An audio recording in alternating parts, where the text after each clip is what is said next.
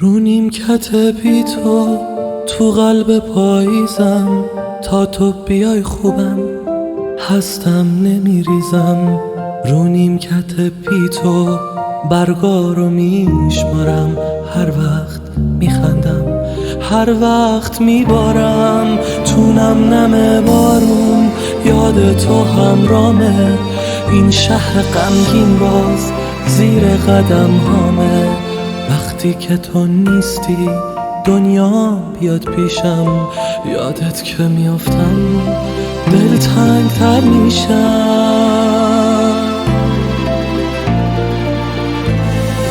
روزام بدون تو مثل همه، هیچکی مثل تو نیست، شکل غمن همه. دور و برم پره از این و اون، ولی جا تو نمیگیرن، خیلی کمن همه.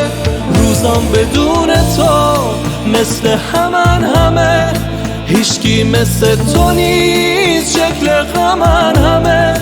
دور و برم پره از این و اون، ولی جا تو نمیگیرن، خیلی کمن همه.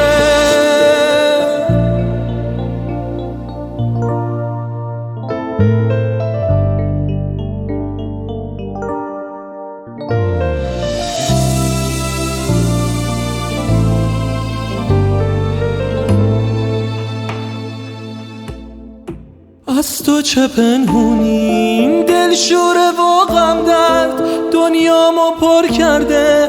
هر وقت شد برگرد، هر وقت شد برگرد، تا خوب تر باشم. تا تو بیای هستم از هم نمی پاشم.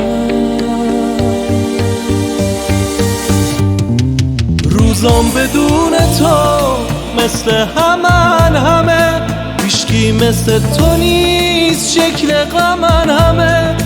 دور و برم پره از این و اون، ولی جا تو نمیگیرن، خیلی کمن همه.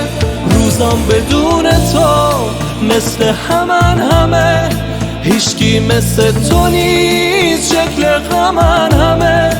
دور و برم پره از این و اون، ولی جا تو نمیگیرن، خیلی کمن همه.